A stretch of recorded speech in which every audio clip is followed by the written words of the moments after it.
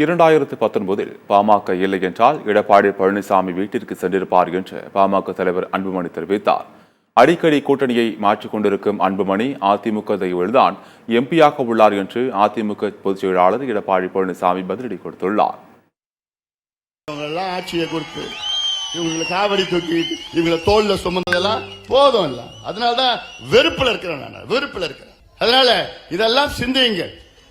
எடப்பாடி பழனிசாமி அவர் சொல்லிட்டு இருக்காரு, இப்ப பேச நான் தான் வன்னியருக்கு இடஒதுக்கீடு கொடுத்தேன், ஆனால் எங்களை விட்டு ஓடி சென்றார்கள் அப்படின்னா இந்த வசனம் எல்லாம் பேசிட்டு அதெல்லாம் மக்களுக்கு தெரியும். நீ எப்படி கொடுத்த என்ன கொடுத்த எனக்கு தெரியல. நாங்க மட்டும் உங்க கூட 2019 ஆட்சியிலே வரலன்னா இந்நேரம் அன்னைக்கே உங்க ஆட்சி இழந்திருக்கும். அன்னைக்கே நீங்க வீட்டுக்கு போயிருப்பீங்க. எங்களாலதான் 2 ஆண்டு காலம் நீங்கள் முதலமைச்சராக தொடர்ந்தீர்கள். மரியாதைக்குரிய திரு அன்புமணி மாநில உறுப்பினர் பேசுறாரு, அண்ணா திமுக ஓட்டு போட்டா வேஸ்ட். எங்க அண்ணா திமுக ஓட்டு போட்டு நான் ஜெயிச்சதுனால நீ எம்பியா இருக்கிற.